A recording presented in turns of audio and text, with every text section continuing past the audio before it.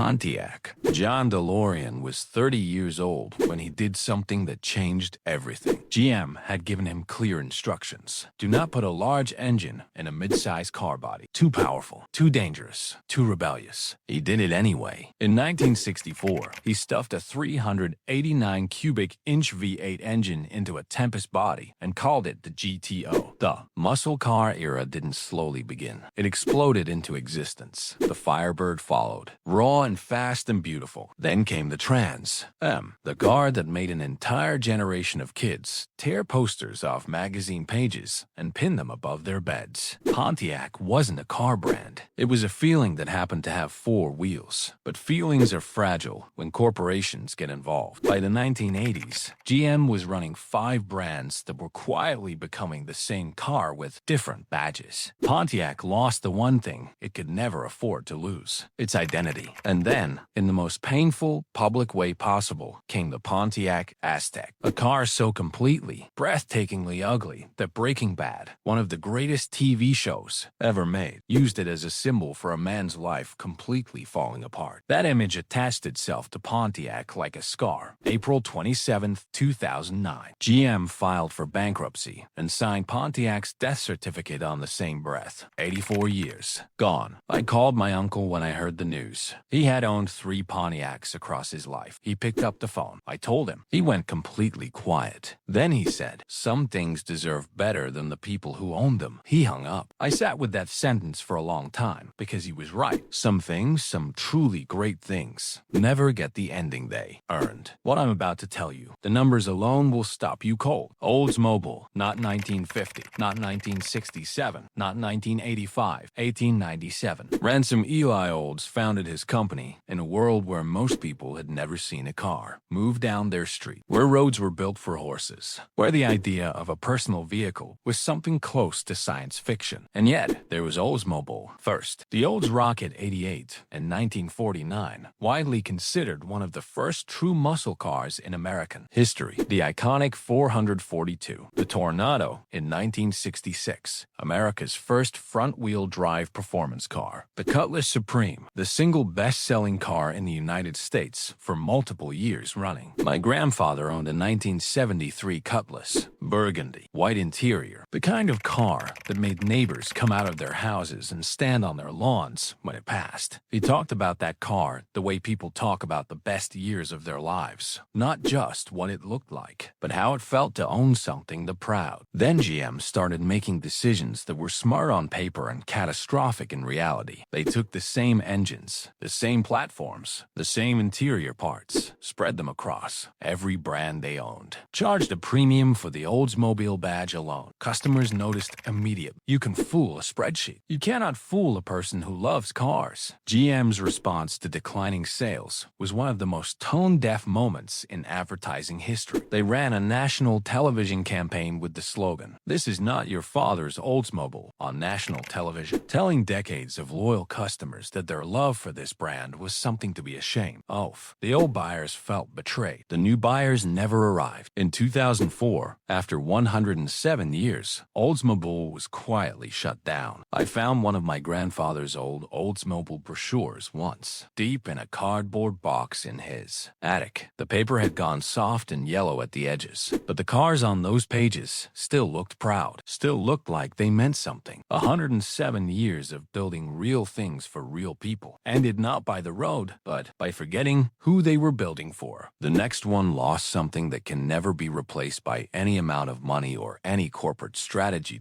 It lost its soul. And the way it happened will genuinely make you angry. Saab. I want you to picture something. A Swedish engineer in 1949, sitting at a desk covered in aerospace blueprints, fighter jet schematics pinned to the wall behind him. His company has just been asked to build a car, not a plane, a car. And instead of starting from scratch, he applies everything he knows about flying to everything he's about to build on the ground. That engineer was not unusual at Saab. That engineer was everyone at Saab. Svenska Aeroplan Aktiebolaget. Saab began as an aerospace manufacturer building military aircraft for Sweden. When they moved into automobiles in 1949, they carried every ounce of that precision obsession with them. Ignition switch placed between the seats, not on the steering column. Why? Because in a frontal crash, it protected protected the driver's knees. Aerospace logic applied to road safety before road safety was a serious conversation. Turbochargers in production cars, years before other manufacturers made them mainstream. Windshields designed with the geometry of cockpit glass. Maximum visibility at every angle. These were not features. These were philosophies. And the people who bought Saabs understood that completely. Doctors, architects, university professors, pilots, engineers, people who looked at the world differently and wanted the thing they drove every day to reflect that. I met a man at a small car show once, standing completely alone next to a 1993 Saab 900 Turbo, just looking at it, not talking to anyone, not taking pictures, just looking. I walked over and asked him what he was thinking. He turned to me slowly and said, "The people who built this car built my first airplane." I had no response for that, because what do you say to something the perfect? Then General Motors came. 50% stake purchased in 1990, full ownership by 2000, and the dismantling began. Not loudly, not dramatically, quiet, methodical. The way you lose something precious, not all at once, but piece by piece, until one day you reach for it and realize it's gone. Unique Saab components replaced with Opel parts, then Chevrolet parts, the car that pilots and professors chose became a rebadged compromise that nobody had any particular reason to choose. Sales collapsed. In the 2008 financial crisis, GM tried desperately to sell Saab. Deal after deal fell apart at the final moment, each failed negotiation taking another piece of hope with it. January 2011, Saab declared bankruptcy, a company that survived building fighter jets through a world war, killed by a cost-cutting decision in a Detroit conference room. The man at the car show told me he never found another car that made him feel the way his Saab did. The next one was fast and loud. And the person responsible for starting this brand story is one of the most famous human beings who ever lived. Hummer, 1991. Gulf War footage playing on television screens across America. And there, rolling through desert terrain that would have destroyed any ordinary vehicle, were the HM-MNWV trucks, high mobility multi-purpose wheel vehicle, built by AM General exclusively for the United States Army starting in 1984. Built for mountains, for swamps, for war zones, for the kind of ground that doesn't forgive mistakes. They didn't just drive through difficult terrain. They owned it. Watching that footage, I remember feeling something close to disbelief. That machine's like. That existed. That something could move through that landscape with that kind of absolute, unshakable confidence. Then Arnold Schwarzenegger, the biggest movie star on the planet, was driving near a military base in Oregon in 1990 while filming Kindergarten Cop. A convoy of Humvees passed him. He pulled over, watched them, picked up his phone and called AM General directly. Said, "I want one. Make it happen." AM General made it happen. The civilian H-1 launched in 1992. It was preposterous. The width alone made parking lots feel personal. It got roughly 10 miles per gallon. It cost more than most people's mortgage. And it was the most magnetic, commanding, jaw-dropping vehicle on any road it drove on, because it was real. It wasn't pretending to be tough. It wasn't styled to look rugged. It had been built for actual war, and it showed in every angle and every inch of its existence. Then, General Motors purchased the Hummer brand in 1999, and the performance of dilution began. The H2 arrived in 2002, sitting on a Chevrolet Tahoe platform, looking powerful from the outside, completely ordinary underneath. The same 10 miles per gallon, but now without any of the genuine off-road capability that made the H1 worthy of that fuel consumption. Then the H3, smaller body, weaker engine, built on a mid-size Colorado pickup truck frame. 3 products, 3 steps away from everything that made the name mean something. When gas prices reached record highs in 2008 and the financial crisis swallowed everything in its path, a 10-mile-per-gallon status symbol became not just impractical, but almost offensive. GM shut Hummer down completely in 2010. Mitsubishi, 1995, Rally, Finland. Tommy McKinnon driving a Mitsubishi Lancer Evolution through a forest at speeds that seemed to break the relationship between physics and common sense. Gravel spraying 20 feet in every direction. Crowds standing on the roadside close enough to feel the wind as he passed, his hands moving on the wheel with a calm precision that looked almost impossible at those speeds. Mitsubishi won 4 consecutive World Rally Championships. 1999, and they brought every single lesson from those championships directly into their road cars. The Lancer Lancer Evolution launched for public sale in 1992. Turbocharged, all-wheel drive, a suspension system developed from actual rally racing. 0 to 60 miles per hour in under 5 seconds. For under $30,000. The rivalry that developed between the Mitsubishi Lancer Evolution and the Subaru RX STI became one of the most passionate, most personal rivalries in automotive history. These weren't just two cars competing. They were two philosophies, two religions,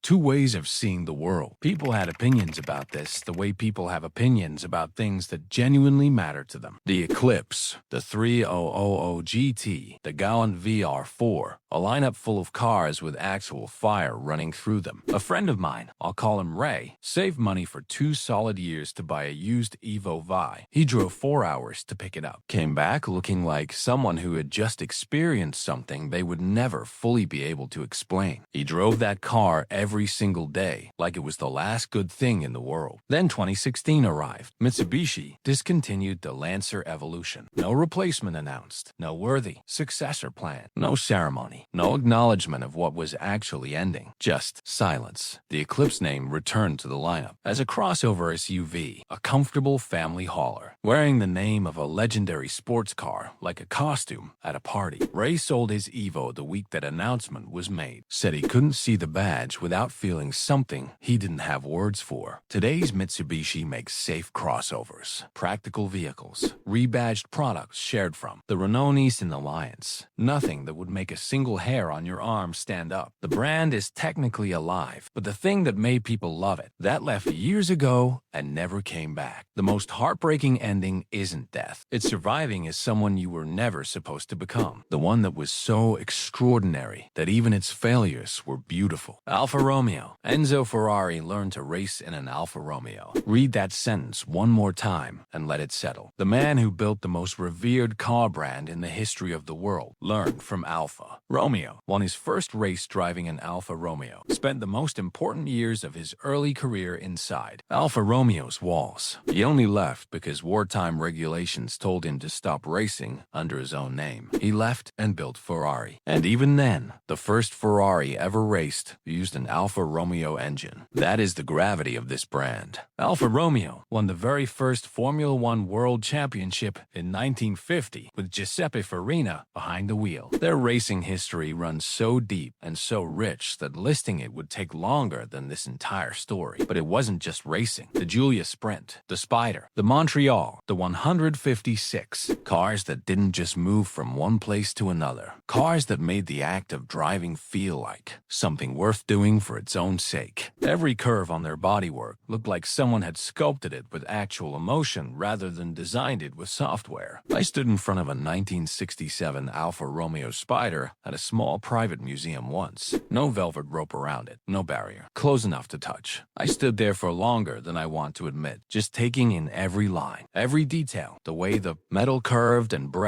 and somehow looked fast even standing completely still. I didn't touch it, but the wanting to, that feeling, that is what Alfa Romeo does to people. That is the power they held. And then decades of mismanagement began their quiet work. Reliability problems that became so well known, they became industry jokes told by mechanics who had seen too many Alfas on their lifts. Ownership passed from Fiat to FCA to Stellantis. Every transition came with promises of revival. Every transition lost something that couldn't be recovered in the next transition. The 2016 Giulia Quadrifoglio arrived and briefly made everyone believe again. A sedan that lapped the Nürburgring faster than cars costing 3 times the price. An absolute masterpiece of driving engineering. But then the reliability surveys, the quality control issues, the sales numbers that refused to grow in the ways the brand needed. Alfa Romeo is always one brilliant step from complete redemption. Always almost there. Always carrying the weight of everything it could be alongside everything it currently is. And somehow that gap, that small, stubborn, heartbreaking gap between the potential and the reality is the most painful place in this entire story to stand. I have thought about these brands for a long time. Pontiac, Oldsmobile, Saab, Hummer, Mitsubishi, Alfa Romeo. And what I keep coming back to, what I cannot shake no matter how many times I walk away from it,